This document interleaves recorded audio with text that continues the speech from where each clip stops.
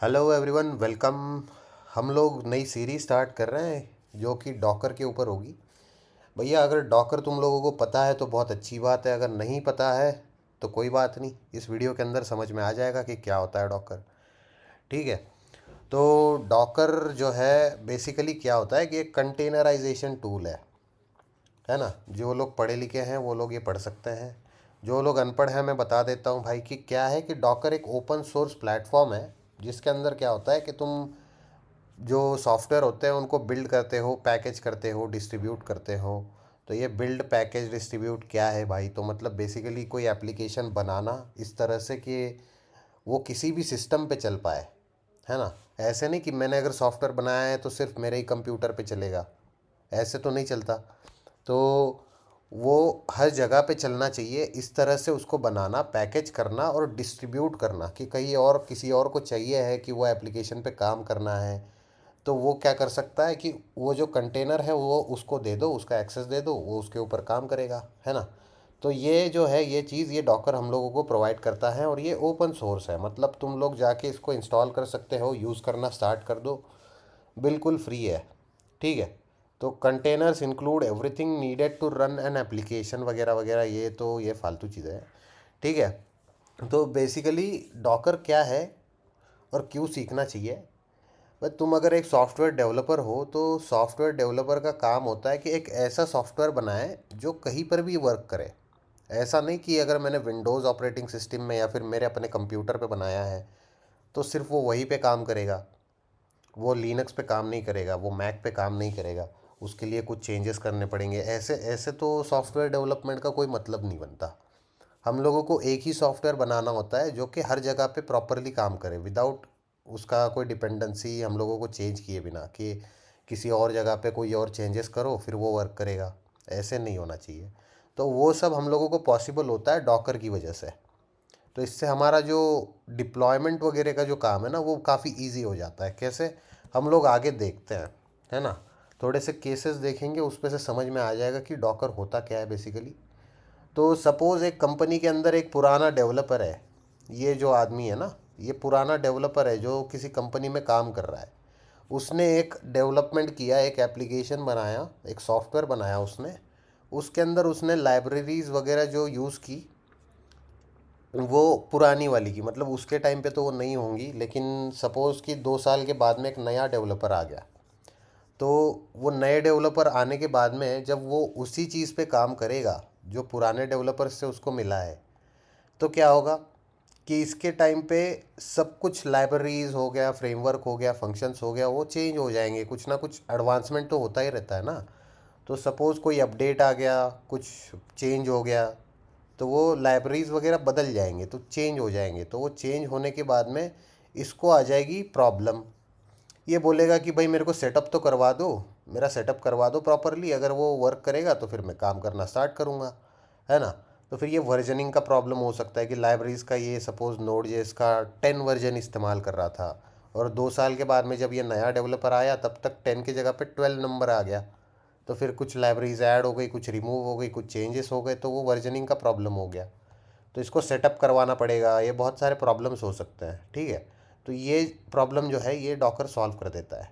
क्या करता है वो कि ये जो सारी लाइब्रेरीज, फ्रेमवर्क, फंक्शन जो भी होता है ना, ये सारी डिपेंडेंसीज कंटेनर में जो हमारा सॉफ्टवेयर होता है उसके साथ में ही जमा करके रख देता है। ठीक है, सब कुछ होल्ड करता है वो। तो जब ये नया डेवलपर आएगा तो उसको हम लोग क्या बोलेंगे कि भाई ये जो कंटेनर था वो कंटेनर इस्तेमाल करो, उसके अंदर सारी की सारी जो पुरानी लाइब्रेरीज, फ्रेमवर्क, फंक्शन जो भी है वो सब उसके अंदर है, तुम वही से इंस्टॉल कर लो और काम चालू करो। ठीक है। तो ये हो गया एक यूज़ केस। सपोज़ क्या हुआ कि ये जो दो डेवलपर्स हैं ये दोनों एक साथ एक प्रोजेक्ट पे काम कर रहे हैं। ठीक है। तो ये प्रोजेक्ट पे काम करना स्टार्ट करते हैं और कंप्लीट होते होते 2 साल गुजर जाते हैं, बहुत लंबा प्रोजेक्ट था। तो ये 2 साल हो गए। तो फिर क्या हुआ कि जब इनने स्टार्ट किया था तब से लेके 2 साल कंप्लीट होने के बाद में फिर से हम लोगों को वही दिक्कत आएगा कि लाइब्रेरीज, फ्रेमवर्क, डेटाबेस वगैरह ये सब अपडेट हो जाएगा, थोड़ा बहुत नए वर्जन्स आ जाएंगे, चेंजेस हो जाएंगे लाइब्रेरीज के अंदर। तो ये सब जब हम डिप्लॉय करेंगे, प्रोडक्शन के लिए जब डिप्लॉय करना पड़ता है तब हम लोगों को दिक्कत आ सकती है ना। कि जब वो requirements dot T x T file होती है, पता होगी तुम लोगों को, नहीं तो रिक्वायरमेंट्स फाइल अलग अलग होती है। तो तुम अगर रिक्वायरमेंट्स इंस्टॉल करोगे प्रोडक्शन के लिए तो वो नया वर्जन कर लेगा इंस्टॉल। या फिर कभी कभी ऐसा हो जाता है कि ये लोग वर्जन्स भूल जाते हैं कि हम लोगों ने क्या इस्तेमाल किया था, कौन सा वर्जन इंस्टॉल किया था किसी लाइब्रेरी का, तो वो प्रोडक्शन में दिक्कत दे सकता है। तो फिर ये जो प्रॉब्लम है ये सॉल्व करने के लिए डॉकर काम आता है। कैसे? क्योंकि वो सब कुछ स्टोर कर लेता है ना। वो कंटेनर होता है एक, बेसिकली ये एक सर्वर है, लेकिन ऐसा ही एक कंटेनर होगा, पकड़ लो।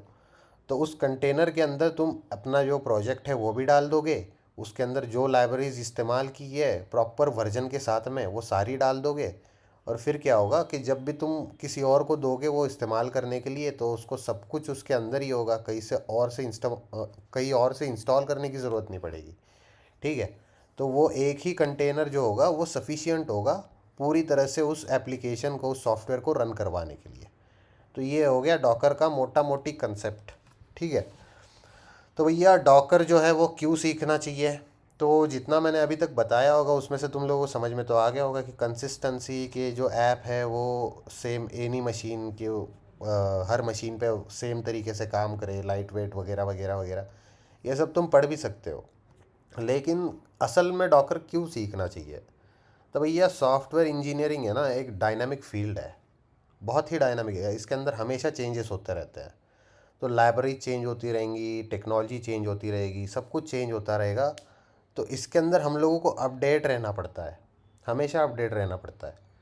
तो डॉकर जो है वो डिप्लॉयमेंट के लिए बहुत काम आता है और बहुत ज़्यादा ज़रूरी भी है। अगर तुम लोगों को पता होगा तो अच्छी बात है, अगर नहीं पता होगा तो डॉकर एक डेवॉप्स का भी टूल है ना। कंटेनराइजेशन टूल होता है, कंटेनर आर्केस्ट्रेशन टूल होता है। आर्केस्ट्रेशन मतलब वो कुबरनेटीज़ वाला हिस्सा हो गया, लेकिन डॉकर जो है वो एक कंटेनराइजेशन टूल है, जैसे कि एक पॉडमैन भी होता है इसके जैसा। तो ये डॉकर जो है ये सॉफ्टवेयर इंजीनियरिंग के लिए भी इम्पॉर्टेंट है और डेवॉप्स इंजीनियरिंग के लिए भी इम्पॉर्टेंट है, बहुत ज़्यादा ज़रूरी है। तो ये अगर सीखोगे तो पैकेजेस अच्छे मिलेंगे, है ना, क्योंकि सॉफ्टवेयर तुम लोग सिर्फ बनाना नहीं जानते, डिप्लॉय भी करना जानते हो। कंसिस्टेंट लाइट वेट सॉफ्टवेयर बनाना जानते हो, डिप्लॉय करना जानते हो। स्केलेबिलिटी भी एक ऑप्शन होता है, वैसे ये बात कर ही लेते हैं कि डॉकर में क्या होता है कि तुम स्केल कर सकते हो, हॉरिजॉन्टल एंड वर्टिकल स्केलिंग वो जो होता है ना वो भी पॉसिबल होता है। वो आगे देखेंगे हम लोग थोड़ा डिटेल में कि क्या होता है हॉरिजॉन्टल एंड वर्टिकल स्केलिंग। लेकिन ये पहला वीडियो है, थोड़ा लाइट वेट ही रखेंगे इसको। तो पॉपुलर इन डेवॉप्स देखो, है डेवॉप्स का भी लिख रखा है मैंने, essential for C I C D की। डेवॉप्स के लिए सबसे इम्पॉर्टेंट चीज़ जो है उसके अंदर ये आता ही है डॉकर। अगर ये नहीं सीखा तो तुमने क्या डेवॉप्स सीखा? तो ये सारी चीज़ें हैं भाई, जितना सीखोगे उतना कम है और जितना सीखोगे उतना अच्छा भी है। ठीक है। तो इस वीडियो के लिए फ़िलहाल इतना ही था, मिलते हैं अगले वीडियो में। अगले वीडियो में थोड़ा सा हो सकता है तुम लोग बोर हो जाओ, थोड़ा ज़्यादा थेरी होगा। और अगले वीडियो को निपटाने के बाद में हम लोग देखेंगे इंस्टॉलेशन, उसके बाद में कुछ कमांड्स वगैरह देखेंगे, उसके बाद में हम लोग थोड़ा प्रैक्टिकल के अंदर जाएंगे। ठीक है। तो मिलते हैं अगले वीडियो में, तब तक के लिए बाय बाय।